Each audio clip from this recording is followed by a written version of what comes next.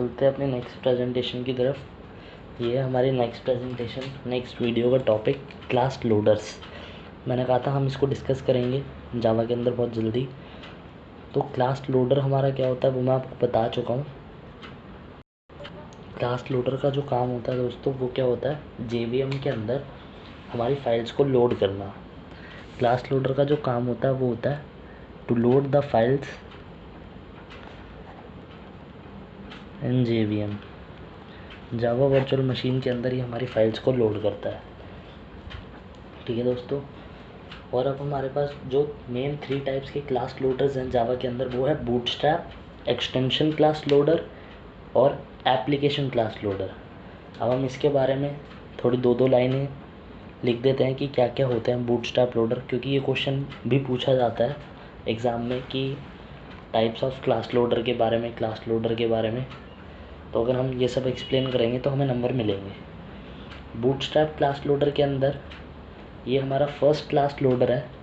This is the first class loader. It loads the classes from rt.जार file. ये देखिए bootstrap का काम क्या है, ये हमारी फाइल्स को लोड करता है rt.जार फाइल से।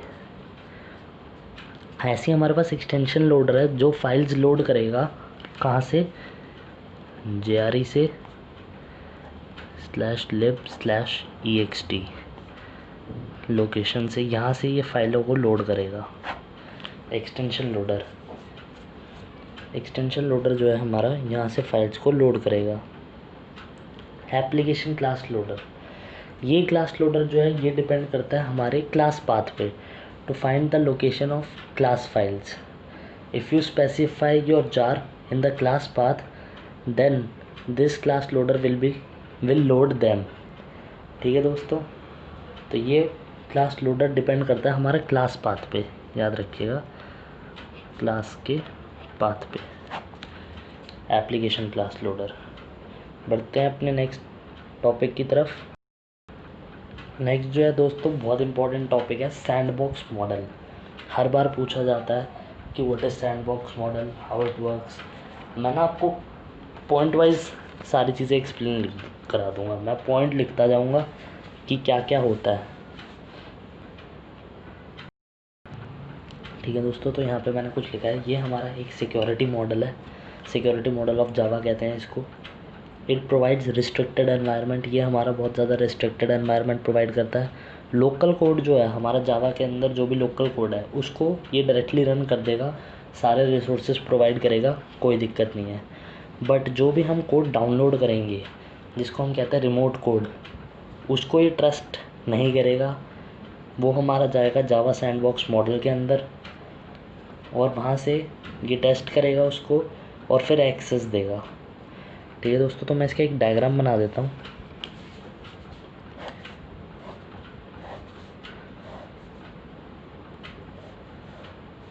ये है हमारा सैंडबॉक्स।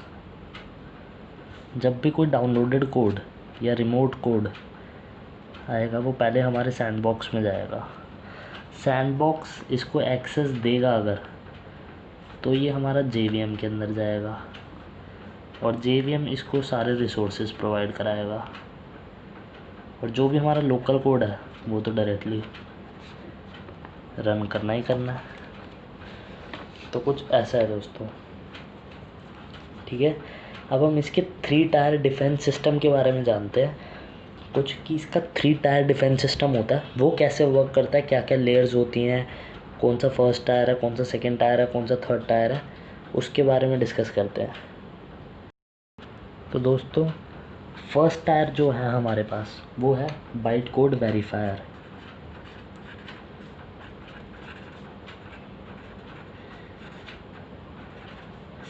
बाइट कोड वेरीफायर ये हमारी फर्स्ट लेयर होती है।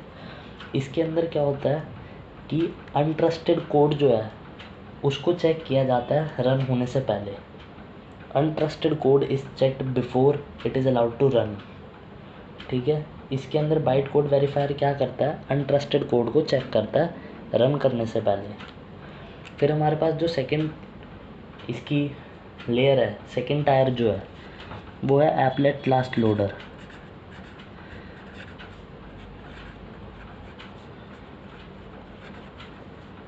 Applet class loader. Applet class loader दोस्तों क्या करता है कि जितने भी जावा ऑब्जेक्ट्स जो हमारे क्लासेस को बिलोंग करते हैं, कि क्लासेस को बिलोंग करते हैं, और क्लासेस कॉन्सेप्ट हमारा क्या है, ऑब्जेक्ट पे बेस्ड होता है, कि हमारा ऑब्जेक्ट जो होता है वो क्लासेस के अंदर होते हैं। तो हमारा जो एप्लेट क्लास लोडर है वो देखता है कि how an applet can add classes to a running Java environment, कि एप्लेट जो है हमारा, एप्लेट जो है वो कैसे क्लासेस को ऐड कर रहा है अपने रन टाइम एनवायरनमेंट में।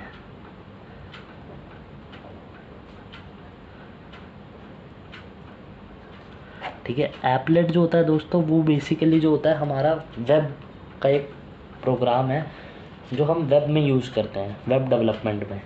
तो एप्लेट जो होता है वो हमारा स्मॉल कोड होता है जिसको हम वेब में यूज़ करते हैं बेसिकली।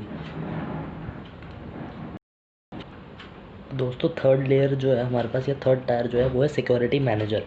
सिक्योरिटी मैनेजर में क्या होता है दोस्तों कि ये है ना, जब भी हमारा कोई डेंजरस ऑपरेशन होने जा रहा है, कोई भी डेंजरस ऑपरेशन,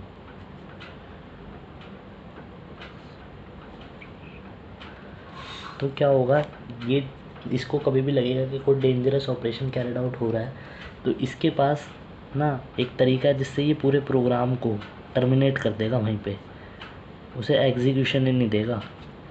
कैसे? एक एक्सेप्शन डाल देगा, सिक्योरिटी एक्सेप्शन।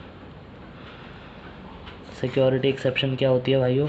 एक एक्सेप्शन है जिससे क्या होगा, हमारा प्रोग्राम वहीं पे टर्मिनेट हो जाएगा, ख़त्म हो जाएगा, वो बढ़ेगा ही नहीं आगे। जब भी इसको लगेगा कि ये हमारे प्रोग्राम के लिए, हमारे सीपीयू के लिए, हमारे उसके लिए ठीक नहीं है, तो ये वहीं पे टर्मिनेट कर देगा। अगला जो टॉपिक है दोस्तों वो है गार्बेज कलेक्शन। बहुत ही फेमस चीज़ है गार्बेज कलेक्शन, जीसी से हम बोलते हैं। इसका मतलब क्या होता है? गार्बेज का जो मतलब होता है कूड़ा कचरा, वो वाला नहीं। जावा के अंदर जो गार्बेज कलेक्शन का मतलब है अनरेफरेंस्ड ऑब्जेक्ट। जो ऑब्जेक्ट अब हम यूज़ नहीं कर रहे हैं, मेमोरी में पड़ा हुआ है काफ़ी टाइम के लिए, उसका कोई इस्तेमाल नहीं हो रहा है, कोई यूज़ नहीं हो रहा है, उसको हम कहते हैं गार्बेज। तो इसका जो मतलब है गार्बेज कलेक्शन का, वो बहुत ही सिंपल है। गार्बेज कलेक्शन का मतलब क्या है कि जो भी अब हम ऑब्जेक्ट्स यूज़ नहीं कर रहे हैं उसको डिस्ट्रॉय कर देना। डिस्ट्रॉइंग अनयूज्ड ऑब्जेक्ट्स, उसको हम कहते हैं गार्बेज कलेक्शन। तो इसको करने के लिए, जैसे हम सी में जो है ना दोस्तों, वो हमारे पास एक फंक्शन होता था जिसे कहते हैं फ्री। इसको जैसे हम कॉल करते थे ना, तो ये हमारा रिमूव कर देता था सारे गार्बेज को। सी प्लस प्लस में हमारे पास फंक्शन होता है डिलीट, जिसे हम जैसे ही कॉल करेंगे ना, सब कुछ डिलीट, सारा गार्बेज उड़ जाएगा। तो ऐसी जावा के अंदर हमें ना वैसे तो कॉल करने की ज़रूरत नहीं है, क्योंकि वो अपने आप रिमूव करता है। बट अगर हमें गार्बेज कलेक्टर को यूज़ करना है तो हमें जीसी मेथड होता है, एक जीसी मेथड, उसको हम इन्वोक कर सकते हैं। इस मेथड को जैसे हम इन्वोक करेंगे तो जितना भी हमारा गार्बेज है वो सारा डिस्ट्रॉय हो जाएगा, कलेक्ट हो जाएगा, रिमूव हो जाएगा हमारा। तो ये जीसी मेथड को अगर हम इन्वोक करते हैं क्लीनिंग प्रोसेस में, तो ये हमारा रिमूव करता है। और वैसे तो ये हमारा जेवीएम के अंदर ही होता है, हमें इसे ऐसे एग्जैक्टली ऐसे कॉल करने की भी ज़रूरत नहीं पड़ती, जैसे मैंने आपको बताया। बट अगर हमें कभी करना हो तो हम कर भी सकते हैं, ऐसा कुछ होता है। पब्लिक स्टैटिक वॉइड जीसी, ये पब्लिक स्टैटिक वॉइड जीसी। तो देखते हैं अगला टॉपिक दोस्तों, देखते हैं हमारे जावा में डेटा टाइप्स के बारे में। हमारे पास जावा में 8 तरीके के प्रिमिटिव डेटा टाइप्स होते हैं। प्रिमिटिव डेटा टाइप्स का मतलब प्री डिफाइंड डेटा टाइप्स, जैसा कि कीवर्ड। प्रिमिटिव डेटा टाइप्स का मतलब प्री डिफाइंड, जो कि पहले से डिफाइंड है। वो कौन कौन से होते हैं? बाइट, शॉर्ट, इंट, फ्लोट, कैर, डबल। ये हमारे पास कुछ प्रिमिटिव डेटा टाइप्स हैं जो प्री डिफाइंड होते हैं और इनकी साइज़ क्या होती है। ये देखिए दोस्तों, मैंने एक टेबल बनाया, ये देखिए टाइप्स लिखे हैं यहाँ पे। टाइप्स के साथ में मैंने बाइट्स में उनका साइज़ लिखा है। बाइट जो है वो 1 बाइट लेता है, शॉर्ट जो है वो 2 बाइट लेता है, इंट जो है वो 4 बाइट लेता है। इंट जो है दोस्तों वो सी में हमारे पास C++ में 2 बाइट लेता था और कई कई कंपाइलर्स के अंदर वो भी 4 बाइट लेता है। ऐसे लॉन्ग 8 बाइट लेता है, फ्लोट 4 बाइट लेता है, डबल 8 बाइट लेता है। कैरेक्टर का बिल्कुल ध्यान रखिएगा, कैरेक्टर यहाँ पे 1 बाइट नहीं लेता जावा में, कैरेक्टर यहाँ पे 2 बाइट्स लेता है। तो डेटा टाइप में हमारे पास यही था। चलते हैं अपने नेक्स्ट कॉन्सेप्ट की तरफ। तो दोस्तों नेक्स्ट टॉपिक है हमारा एक्सेस स्पेसिफायर। एक्सेस स्पेसिफायर जावा में 2 तरीके के होते हैं हमारे पास। एक्सेस स्पेसिफायर हमारे पास होते हैं 2 टाइप्स के, जिन्हें हम कहते हैं एक्सेस मॉडिफायर और नॉन एक्सेस मॉडिफायर। क्या कहते हैं? Access modifier, non access modifier.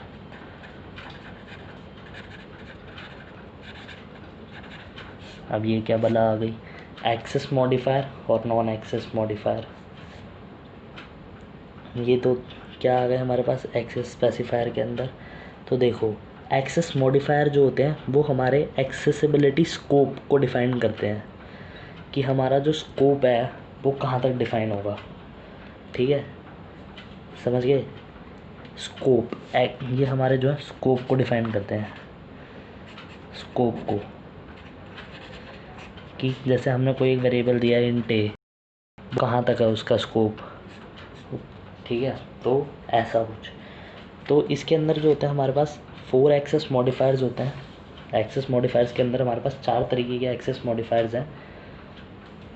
जैसे C++ में हम लोग फेमिलियर हैं, पब्लिक, प्राइवेट, प्रोटेक्टेड। इसमें एक नया और आ गया, डिफ़ॉल्ट। 4 एक्सेस स्पेसिफायर हो गए हमारे पास। अब सबका काम क्या है? पब्लिक का काम क्या है? With in a class.